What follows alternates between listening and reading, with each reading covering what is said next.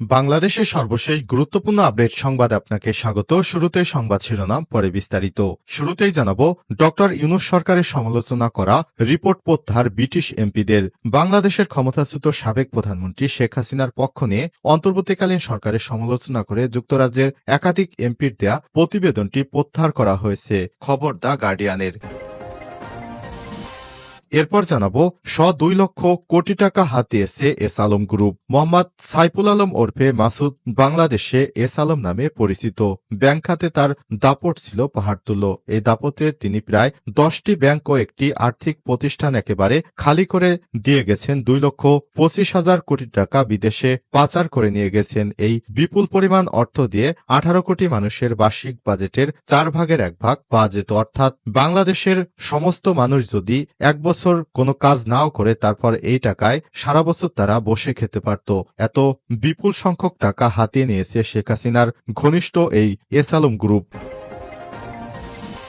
এরপর জানাবো, ভারত থেকে অনুপ্রবেশকালে এক সুদানি নারী আটক। ভারতের সীমান্ত এলাকা দিয়ে ফেনীতে অনুপ্রবেশের সময় সুদানের এক নারীকে আটক করেছে বিজিবি। সোমবার ভোরে জেলার পরশুরাম উপজেলার পূর্ব নিজ কালিকাকাপুর এলাকা থেকে তাকে আটক করা হয়।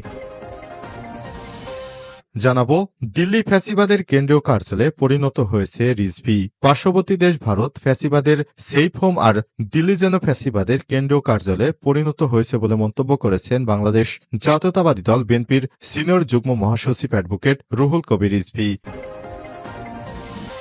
এদিকে স্থায়ী সমাধানের জন্য অতি দ্রুত নির্বাচন চান খন্দকার মোশারেফ হোসেন। সরকার যেন স্থায়ী সমাধানের জন্য অতি দ্রুত একটি নির্বাচন দেন, এমন আহ্বান জানিয়েছেন বিএনপির স্থায়ী কমিটির সদস্য খন্দকার মোশারেফ হোসেন। এবং সর্বশেষ জানাবো, শহীদ আসাদের প্রতি বিএনপি ছাত্র দলের শ্রদ্ধা। 1969 সালে স্বৈরাচারী আইয়ুব খানের বিরুদ্ধে গণ অভ্যুত্থানে পুলিশের গুলিতে শহীদ ছাত্রনেতা মোহাম্মদ আসাদুজ্জামান শহীদ দিবসে তার স্মৃতির প্রতি শ্রদ্ধা জানিয়েছে বাংলাদেশ জাতীয়তাবাদী দল বিএনপি এবং বাংলাদেশ জাতীয়তাবাদী ছাত্রদল ঢাকা বিশ্ববিদ্যালয় শাখা। প্রিয় দর্শক, এতক্ষণ শুনছিলেন সংবাদ শিরোনাম, এবারে বিস্তারিত। তবে তার আগে বন্ধুরা, অনুরোধ থাকবে সংবাদটিতে একটি লাইক দিন। এই চ্যানেলে আপনি নতুন হয়ে থাকলে আমাদের সংবাদটি দেখতে দেখতে চ্যানেলটি সাবস্ক্রাইব করে রাখুন। কমেন্ট করে আপনার মূল্যবান মতামত জানিয়ে দিন আপনি বিশ্বের কোন দেশ থেকে বা বাংলাদেশের কোন স্থান থেকে আমাদের সংবাদটি দেখছেন এবং শুনছেন। এবারে বিস্তারিত। ইউনূস সরকারের সমালোচনা করা রিপোর্ট প্রত্যাহার ব্রিটিশ এমপিদের। বাংলাদেশের ক্ষমতাচ্যুত সাবেক প্রধানমন্ত্রী শেখ হাসিনার পক্ষ নিয়ে অন্তর্বর্তীকালীন সরকারের সমালোচনা করে যুক্তরাজ্যের একাধিক এমপিদের দেয়া প্রতিবেদনটি প্রত্যাহার করা হয়েছে। খবর দ্য গার্ডিয়ানের। যুক্তরাজ্যের Commonwealth all party parliamentary group APPG গত বছরের নভেম্বরে ওই প্রতিবেদনটি দেয়। এতে অন্তর্বর্তীকালীন সরকারের ব্যাপক সমালোচনা করা হয়েছে, যদিও অভিযোগ ওঠে ওই প্রতিবেদনে উল্লেখিত কোনো তথ্য সঠিক নয়। কর্মকর্তারা বলছেন, লেবার পার্টির একজন এমপি হাউস অব কমন্সে এটি সম্পর্কে অভিযোগ করে পরে ওই প্রতিবেদনটি আর বিতরণ করা হচ্ছে না এবং প্রতিবেদনটি এখন পর্যালোচনার অধীনে রয়েছে। বিতর্কিত ওই প্রতিবেদনটিতে হাসিনার পতনের পর অন্তর্বর্তীকালীন সরকারের গঠন করা শান্তিতে নোবেল বিজয়ী ড মোহাম্মদ ইউনূসকে নিয়ে একাধিক সমালোচনা করা হয়েছে। এপিপিজি এর কনজারভেটিভ চেয়ার অ্যান্ড্রু রোসিল্যান্ড এর একটি প্রেস রিলিজে লিখেছেন যে বাংলাদেশের একটি সমৃদ্ধ ভবিষ্যৎ থাকা উচিত, যেখানে শুধু ক্ষমতাসীনদের সমর্থনের জন্য নয় বরং সবার জন্য সকল সুযোগ উন্মুক্ত থাকবে। অবিলম্বে এই ধারার পরিবর্তন না হলে নতুন সরকারের কাছে আন্তর্জাতিক সম্প্রদায় যে আশা করেছে তা হাওয়ায় মিলে যাওয়ার ঝুঁকি পড়বে। এছাড়াও ওই প্রতিবেদনে ড মোহাম্মদ ইউনূসের সরকারের বিরুদ্ধে আইনকে রাজনৈতিক অস্ত্র হিসেবে ব্যবহার এবং কট্টর ইসলামপন্থীদের পৃষ্ঠপোষকতা করার অভিযোগ করা হয়, কিন্তু এসব বিষয় ব্রিটিশ এমপিরা প্রত্যাখ্যান করার পর রিপোর্টটি বাতিল করা হয়েছে। 2 লক্ষ কোটি টাকা হাতিয়েছে এস আলম। মোহাম্মদ সাইফুল আলম ওরফে মাসুদ বাংলাদেশে এস আলম নামে পরিচিত। ব্যাংক খাতে তার দাপট ছিল পাহাড়তুল্য। ওই দাপটে তিনি দেশের 10টি ব্যাংক ও একটি আর্থিক প্রতিষ্ঠান একেবারে খালি করে দিয়ে গেছেন। 2,25,000 কোটি টাকা পাচার করেছেন। এই পরিমাণ অর্থ বাংলাদেশের 18 কোটি মানুষের বার্ষিক বাজেটের প্রায় 4 ভাগের 1 ভাগ। অর্থাৎ এই টাকা দিয়ে সারা দেশের মানুষকে এক বছর বিনা পরিশ্রমে খাওয়ানো যেত। এসব ঋণের মধ্যে এস আলম গ্রুপের নামে ৯২,০০০ কোটি টাকা, বেনামে ৯৭,০০০ কোটি টাকা এবং ৩৬,০০০ কোটি টাকা রয়েছে ইনডিরেক্ট সুবিধা অনন্য উপায়ে নেয়া ঋণ। লুট করা অর্থ বিদেশে পাচার করে এস আলম নিজেও পালিয়ে গেছে সিঙ্গাপুর। ব্যাংক ঋণের নামে এত বিপুল পরিমাণ অর্থ লুটে নিয়ে এস আলম যেমন আলোচনায় এসেছে, তেমনি উল্টো আলোচনা ঝড় তুলেছে অন্তর্বর্তীকালীন সরকারকে হুমকি দিয়ে। আমার দেশের অনুসন্ধান থেকে জানা গেছে, নিজের মালিকানাধীন ব্যাংক ছাড়াও প্রভাব বিস্তারের মাধ্যমে অন্যান্য সরকারি বেসরকারি ব্যাংক থেকেও ঋণ নিয়েছেন এস আলম। কেবল ইসলামী ব্যাংক থেকেই নিয়েছেন ১,৫,০০০ কোটি টাকার বেশি, যে টাকা দিয়ে অন্তত ৩৫টি পদ্মা সেতু বানানো যেত। বিপুল পরিমাণ ঋণ নিয়ে মানা হয়নি ব্যাংকিং নিয়মনীতি। এসব অর্থের বিপরীত বেশিরভাগই বিদেশে পাচার করেছেন। প্রাথমিক প্রমাণ পেয়েছে আর্থিক গোয়েন্দা সংস্থা Bangladesh financial intelligence unit BFIU। S Alam গ্রুপের অর্থ পাচারের অনুসন্ধান করতে গিয়ে সব তথ্য উঠে আসে বাংলাদেশ ফাইন্যান্সিয়াল ইন্টেলিজেন্স ইউনিটের হাতে। জাতীয় রাজস্ব বোর্ড NBR থেকে কার্যক্রম পরিচালনা করা হয়েছে। এস আলমের এ সমস্ত বিষয়াদি সামনে একের পর এক উঠে আসছে। এতে দেখা যাচ্ছে শেখ হাসিনার আমলে ভয়ঙ্কর লুটপাটের চিত্র।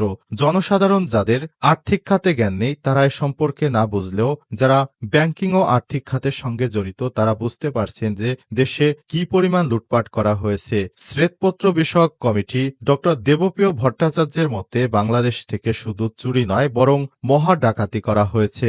এই লুটপাটের অর্থ বিদেশে পাচার করেছে এস আলম সামিট সহ বেশ কয়েকটি গ্রুপ। ভারত থেকে অনুপ্রবেশকালে এক সুদানি নারী আটক। ভারতের সীমান্ত এলাকা দিয়ে ফেনীতে অনুপ্রবেশের সময় সুদানের এক নারীকে আটক করেছে বিজিবি। সোমবার ভোরে জেলার পরশুরাম উপজেলার পূর্ব নিজ কালিকাপুর এলাকা থেকে তাকে আটক করা হয়। বিজিবি জানায়, সুদানের আবদেল রহিমের কন্যা ইসলাম আবদেল রহিমের সঙ্গে থাকা পাসপোর্টের তথ্য মতে তিনি কিছুদিন যাবৎ ভারতে অবস্থান করেন। সোমবার ভোরে অবৈধভাবে বাংলাদেশে অনুপ্রবেশকালে ফেনীর পরশুরাম উপজেলার পূর্ব নিজ কালিকাপুর এলাকা থেকে তাকে আটক করা হয়। এ সময় তার কাছে থাকা একটি মোবাইল ফোন, $100, ভারতীয় ৩০ রুপি ও নিজের ব্যবহৃত কাপড় জব্দ করা হয়েছে। পরে তাকে থানায় হস্তান্তর করা হয়। ফেনী ৪ বিজিবির অধিনায়ক লেফটেন্যান্ট কর্নেল মোহাম্মদ মোশারেফ হোসেন বিষয়টি নিশ্চিত করে বলেন, পরশুরাম সীমান্ত থেকে সুদানের এক নারীকে আটক করে থানায় হস্তান্তর করা হয়েছে। এর সঙ্গে স্থানীয় মানব পাচার চক্র জড়িত থাকতে পারে। সীমান্তে বিজিবির অভিযান এবং গোয়েন্দা তৎপরতা অব্যাহত থাকবে। প্রসঙ্গত, একই এলাকা থেকে গত বছরের ৭ই নভেম্বর ইথিওপিয়ান, ২৯ ডিসেম্বর নাইজেরিয়ান একাধিক নাগরিককে আটক করে বিজিবি। দিল্লি ফ্যাসিবাদের কেন্দ্রীয় কার্যালয়ে পরিণত হয়েছে রিজভি। পার্শ্ববর্তী দেশ ভারত ফ্যাসিবাদের সেফ হোম, আর দিল্লি যেন ফ্যাসিবাদের কেন্দ্রীয় কার্যালয়ে পরিণত হয়েছে বলে মন্তব্য করেছেন বাংলাদেশ জাতীয়তাবাদী দল বিএনপির সিনিয়র যুগ্ম মহাসচিব অ্যাডভোকেট রুহুল কবির রিজভী আহমেদ। সোমবার দুপুর ১২টায় ঢাকা বিশ্ববিদ্যালয় মল চত্বরে শহীদ রাষ্ট্রপতি জিয়াউর রহমানের ৮৯তম জন্মবার্ষিকী উপলক্ষে চারা গাছ রোপণ কর্মসূচিতে প্রধান অতিথির বক্তব্যে সব কথা বলেন রুহুল কবির রিজভী। জিয়াউর রহমান ফাউন্ডেশন ঢাকা মহানগর দক্ষিণ কৃষিবিদ এই বৃক্ষরোপণ কর্মসূচি আয়োজন করে। বক্তারা বক্তব্য প্রদানকালে রুহুল কবির রিজভী বলেন, গণতান্ত্রিক শক্তির সমস্ত আলোচনা সমালোচনা থাকলেও ন্যূনতম একটি ঐক্য প্রয়োজন। সেই ঐক্য না থাকলে ফ্যাসিবাদের পুনরুত্থান খুব বেশি কঠিন হবে না। পার্শ্ববর্তী দেশ ভারত বাংলাদেশের বিরুদ্ধে তাদের নানা ধরনের চক্রান্ত অব্যাহত রেখেছে। গণতান্ত্রিক শক্তির সবাইকে ঐক্যবদ্ধ থেকে সম্মিলিতভাবে এটিকে মোকাবেলা করতে হবে।